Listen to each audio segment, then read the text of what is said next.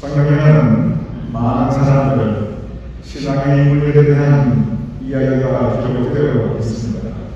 성경에는 많은 사람들의 인생 이야기가 기록되어 있는데 그것은 그저 예전에 살았던 사람들의 스토리, 그 스토리가 기록된 것에 그치는 것은 아닙니다.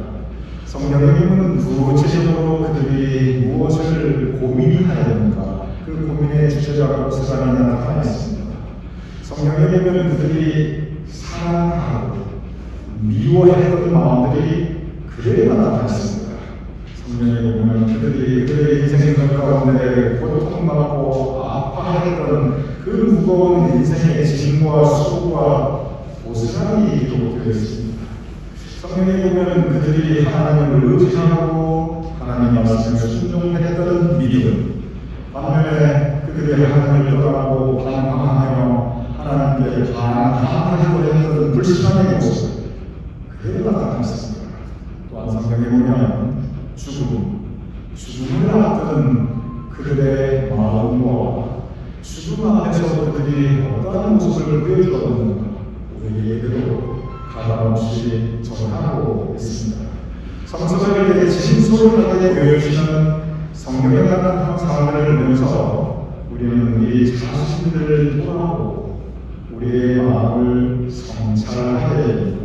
왜냐하면 성경에 나타난 사람의 이야기, 그것은 오늘날 이 시대를 살아가는 여러분과 저, 우리가 살아가는 이야기이기도 하기 때문입니다. 우리가 작년에 신약에 나타나는 성서 인물들에 대해서 매주 토요일날 묵상하였습니다.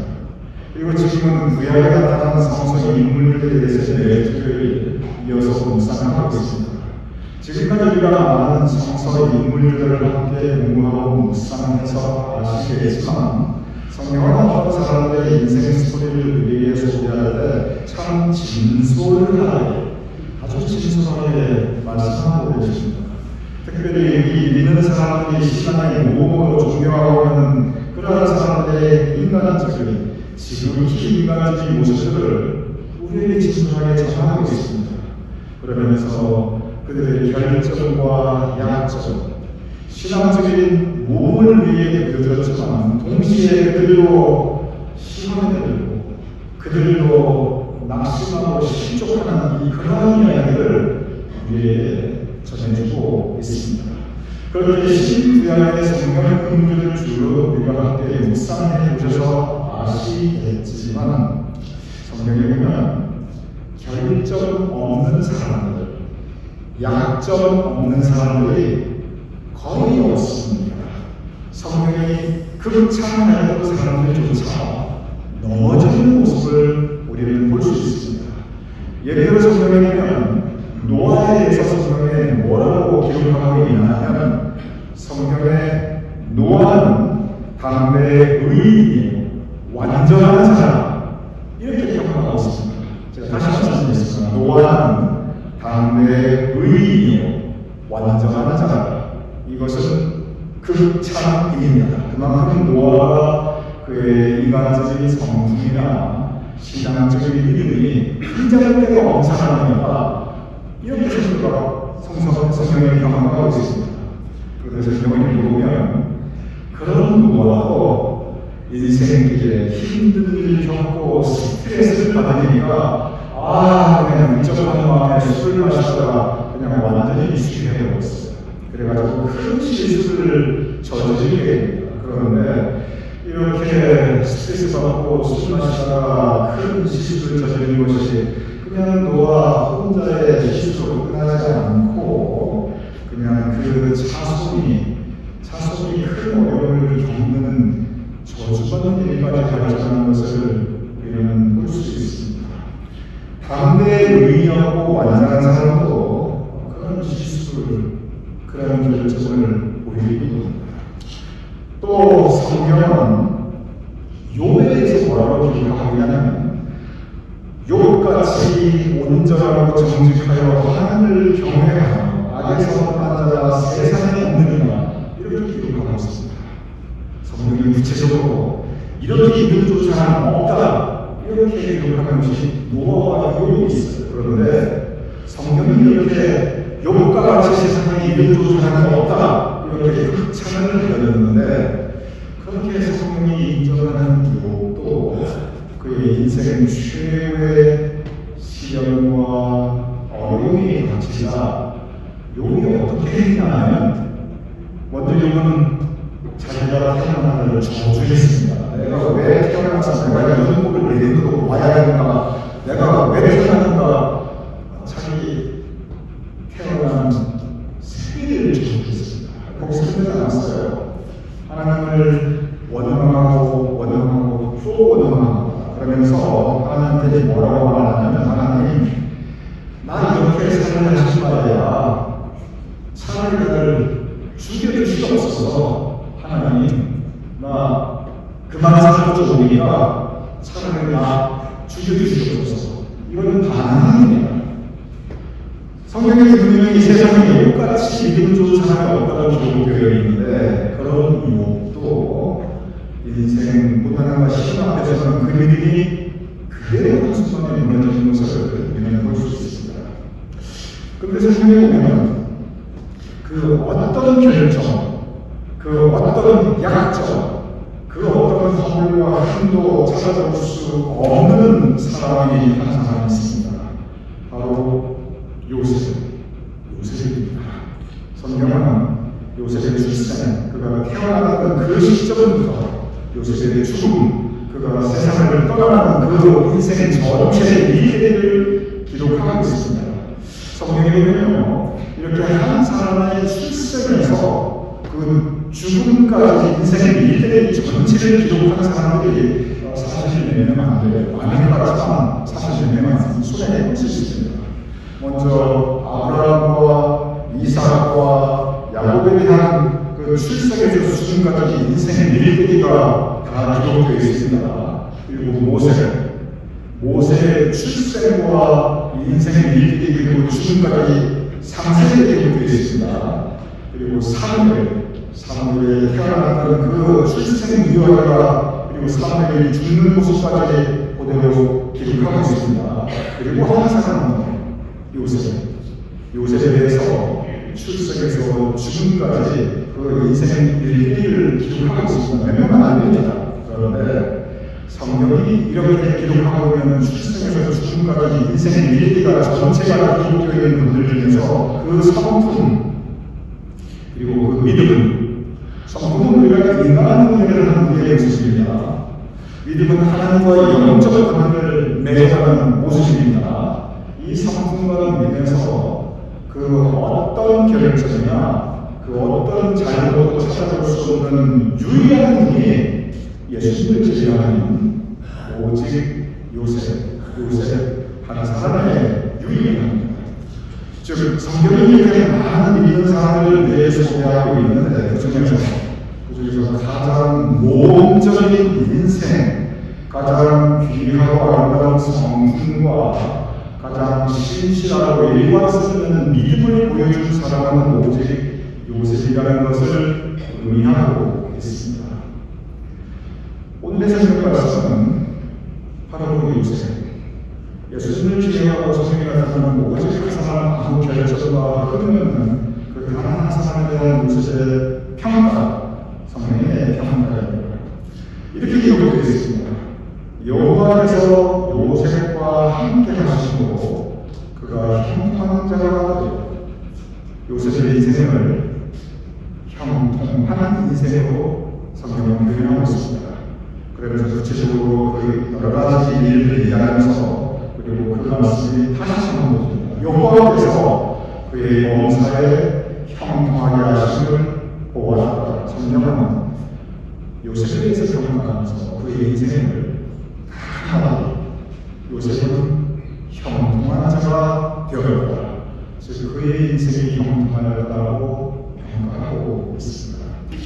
여기서 우리는 한 가지 생각을 필요가 있습니다. 우리는 일반적으로 형통한 인생이라고 생각하면 1차적으로 우리는 편안한 인생, 순조로운 인생, 무탈한 인생, 그리고 나아가 부귀 영화가 있는 인생을 생각하고 있습니다.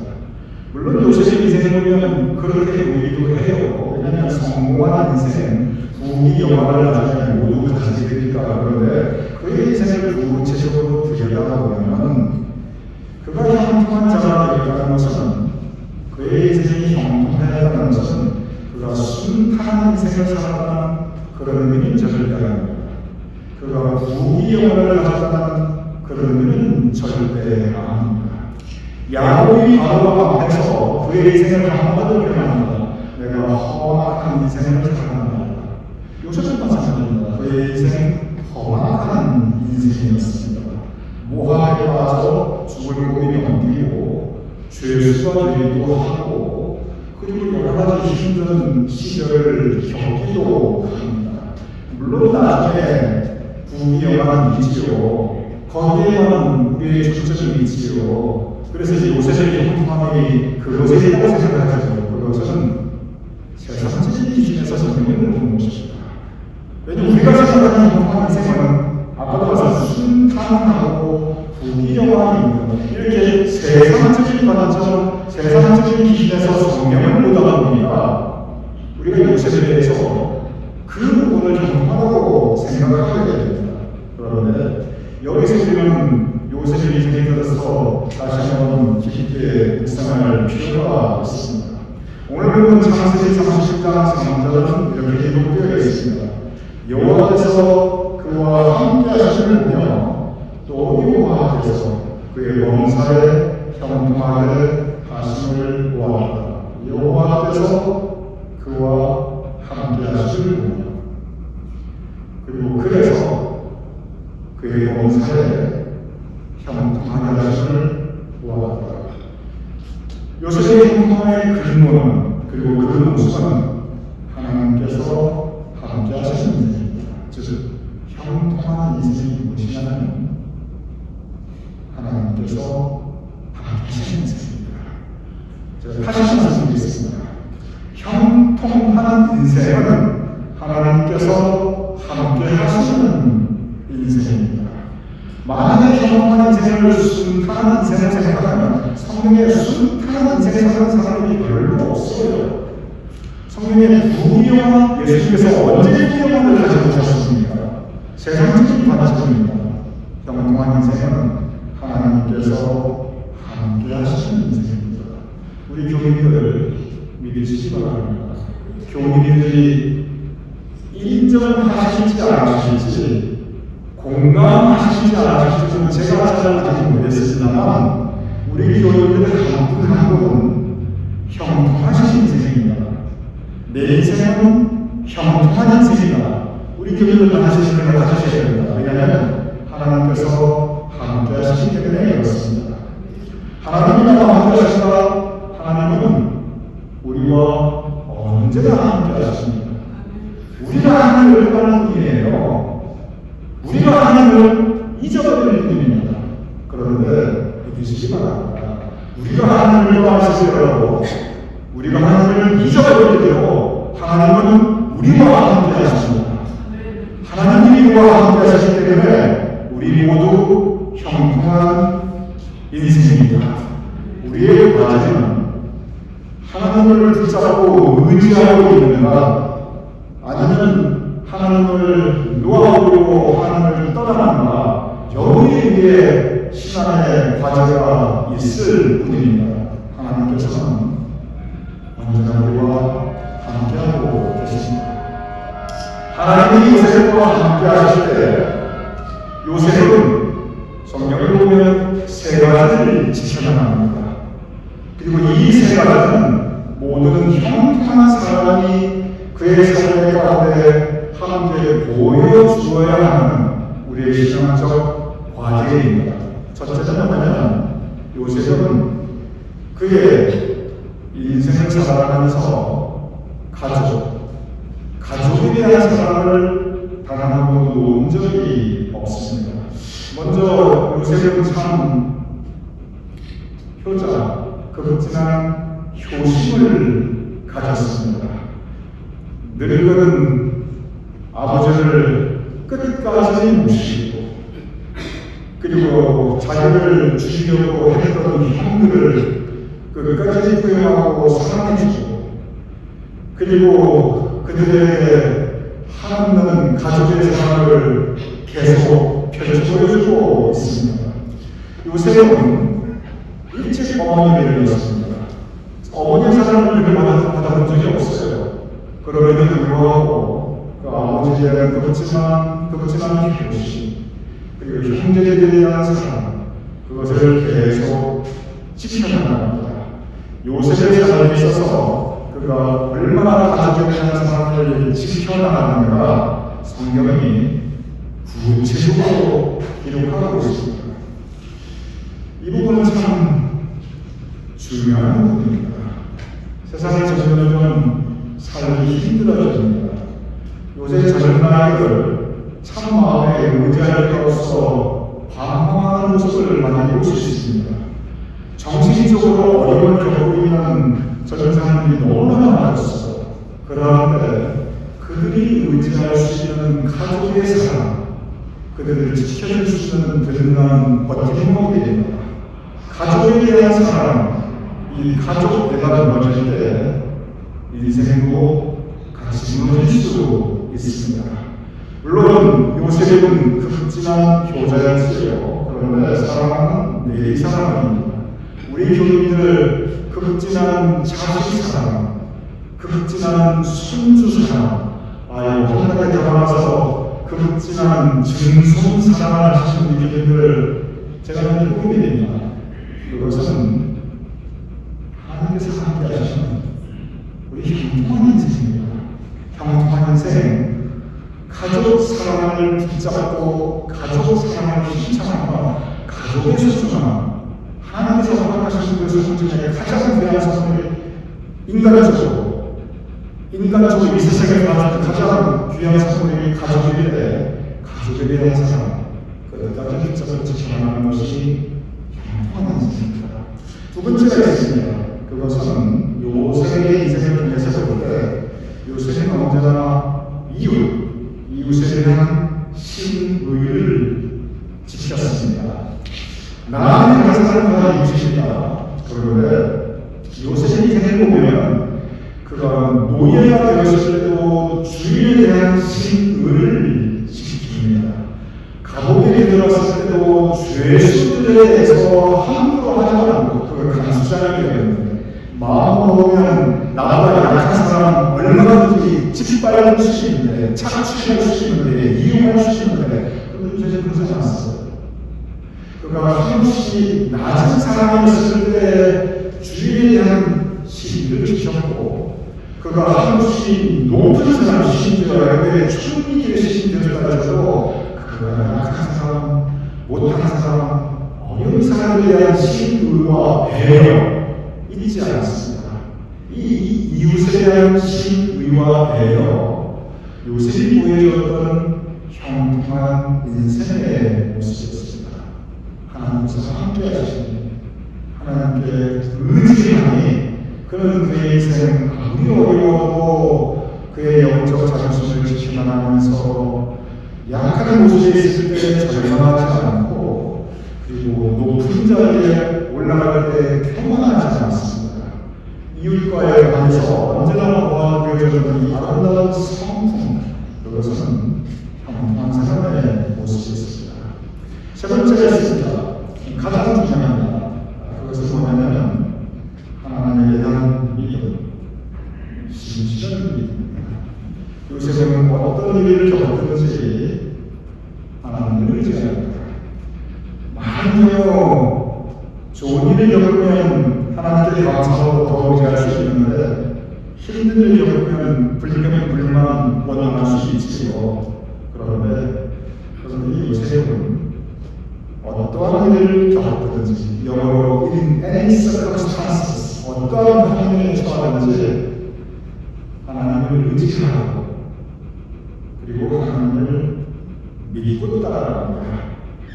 우리의 인생의 길을 어차피 세월 지나갈수록 의지할 것밖에 없는데 그 가운데 가장 의지할 것 하나님입니다.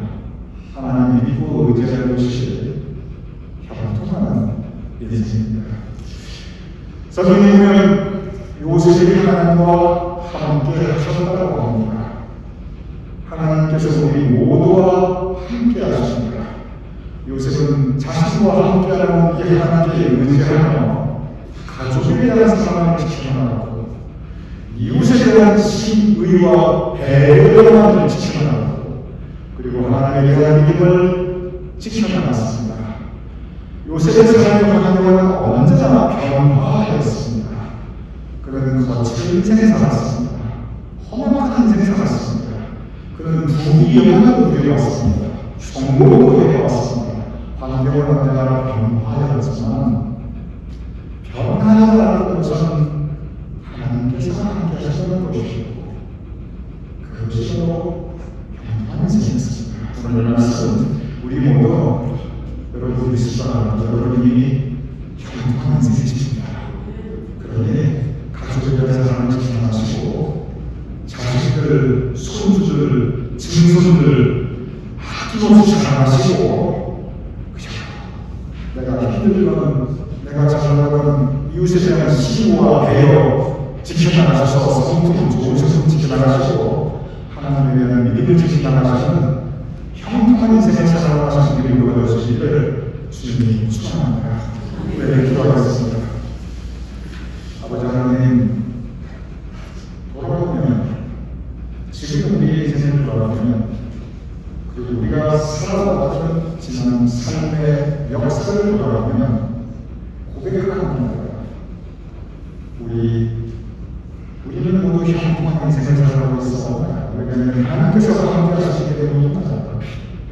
우리의 삶의 환경에 어떠한 상황, 어떠한 모습을 가지든지 주님께서 함께 하시는 형통한 인생을 살아가는 우리를 주시도록 주님 도와주시옵소서.